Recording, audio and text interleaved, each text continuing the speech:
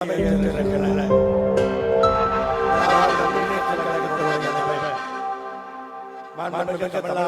முதலமைச்சர் அவர்களே, திராவிட முன்னேற்ற கழகத்தினுடைய பொதுச் செயலாளர் அவர்களே, பொருளாளர் அவர்களே மற்றும் கட்சியினுடைய அனைத்து பொறுப்பாளர்களே, கூட்டணி கட்சியினுடைய அனைத்து தலைவர்களே, மாண்புமிகு அமைச்சர் பெருமக்களே, சட்டமன்ற உறுப்பினர்களே, நாடாளுமன்ற உறுப்பினர்களே, திராவிட முன்னேற்ற கழகம் உள்ளிட்ட அனைத்து கூட்டணி கட்சிகளுடைய அனைத்து செயல் வீரர்களே, அனைவருக்கும் என்னுடைய மாலை வணக்கத்தை தெரிவித்துக் கொள்ளுகின்றேன். 75 ஆண்டுகளை கடந்து இது ஒரு பவள விழா. இன்றைய திராவிட முன்னேற்ற கழகத்தினுடைய தலைவர் தலைமையில் இருக்கின்ற திராவிட முன்னேற்ற கழகம், இந்த காலகட்டம் என்பது திராவிட முன்னேற்ற கழகத்திற்கு ஒரு பொற்காலம், தொடர்ந்து வெற்றிகளை குவித்துக் கொண்டிருக்கிற ஒரு பொற்காலம். 2019 40க்கு 39 என்று சொன்னால் 2024 40க்கு 40 இப்படிப்பட்ட வெற்றியை குவித்துக் கொண்டிருக்கிற திராவிட முன்னேற்ற கழகம் இன்றைக்கு பவள விழாவை கொண்டாடி கொண்டிருக்கிறது. எல்லோரும் மகிழ்ச்சியாக இருக்கிறோம். ஆனால் 75 ஆண்டுகளை கடப்பதற்குள்ளே எத்தனை வேதனைகள், எத்தனை துன்பங்கள், எத்தனை தடைகள், எத்தனை விமர்சனங்கள், தனிமனித விமர்சனங்கள், குடும்பத்தை பற்றி எத்தனை விமர்சனங்கள், எவ்வளவு துரோகங்கள், இதையெல்லாம் தாண்டித்தான் இன்றைக்கு பவள விழா நடந்து கொண்டிருக்கிறது. எல்லா கட்சிகளுக்கும் ஏற்பட்ட வேதனைகள் உண்டு. ஆனால் திராவிட முன்னேற்ற கழகத்திற்கு கொஞ்சம் அதிகம். வளர்க்கடா மார்பிலே பாய்கிற நிகழ்வு நடந்தது, நடந்து கொண்டிருக்கிறது, நடக்கும். வளர்க்கடா மார்பிலே பாயும்.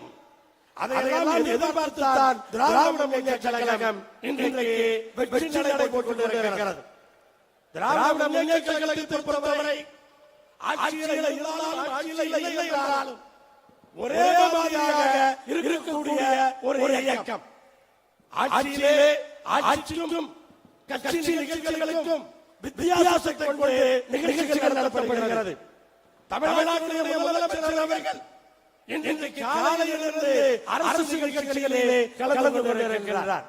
டாடா நிறுவனத்துடைய 9,000 கோடி தொழிற்சாலை, 5,000 பேருக்கு வேலை வாய்ப்பு, இப்படி தொடர்ந்து நம்முடைய முதலமைச்சரும் நம்முடைய தொழில்துறை அமைச்சரும் ஊராக சென்று தொழிற்சாலைகளை கொண்டு வந்தால், வேலை வாய்ப்புகளை உருவாக்கினால் இன்றைக்கு ஒன்றிய அரசு ஜிஎஸ்டியை போட்டு ஒழிக்கிறார்கள். ஜிஎஸ்டி தான் தொழில்களை ஒழிப்பது. அன்னபூர்ணாவுடைய பண்ணுக்கும் அங்கே கிரீமுக்கு மட்டும் ஜிஎஸ்டி அல்ல. மக்கள் ஒன்றை புரிந்து கொள்ள வேண்டும். வருமான வரி என்பது தொழிற்சாலைகளுக்கு, நிறுவனங்களுக்கு போடுவது லாபத்தில் பங்கு. ஆனால் ஜிஎஸ்டி என்பது மக்கள் தொகைகளை கட்டுவது. ஒன்றை வாங்குகிறோம் என்று சொன்னால் அந்த ஜிஎஸ்டி சேர்ந்து மக்கள் தான் கட்ட வேண்டும். அது பல பேர் புரியாமல் இருக்கிறார்கள். இது நிறுவனத்திற்கான வரி அல்ல, இது மக்களுக்கான வரி. நாம் கட்டுகிறோம் என்பதை பொதுமக்கள் இன்றைக்கு அதை புரிந்து கொள்ள வேண்டும். பல்வேறு சட்டங்களை, பல்வேறு முன்னேற்றங்களை திராவிட முன்னேற்ற கழகம் இன்றைக்கு செய்திருக்கிறது. அதிலே முக்கியமானது சமூக நீதி. கட்சி ஆரம்பிக்கப்பட்டதே ஒரு குறிப்பிட்ட சாதியை சார்ந்தவர்கள் அரசுடைய பல பதவிகளிலே இன்றைக்கு கோலச் கொண்டிருக்கிறார்கள் என்பதை உறுதியளிப்பதற்காகத்தான். அதற்காகத்தான் சமூக நீதி என்பது யாரோடு பதவி கொடுப்பதல்ல. ஒவ்வொரு ஜாதியுடைய விளிம்பு நிலையில் இருக்கிற மக்களும் முன்னேற்றம் பெற வேண்டும் என்று சொன்னால் இடஒதுக்கீடு வேண்டும். எந்த ஜாதிக்கு இடஒதுக்கீடாக இருந்தாலும் அது திராவிட முன்னேற்ற கழகம் கொடுத்தது என்பதை யாரும் மறந்துவிட முடியாது. இன்றைக்கு கொங்கு வேளாண் உணர்வுகளை பிற்பட்டோர் பட்டியலிலே சேர்த்தது திராவிட முன்னேற்ற கழகம்.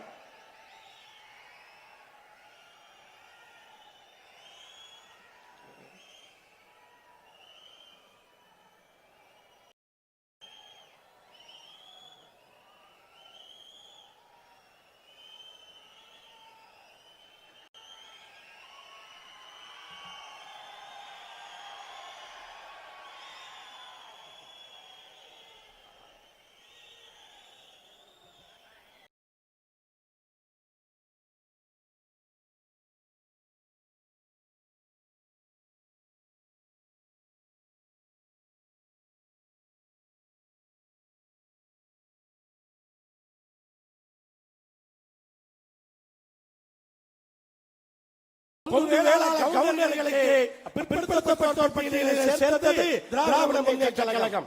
வன்னியர்களை மிகவும் பிற்படுத்தப்பட்டோர் பட்டியலில் சேர்த்தது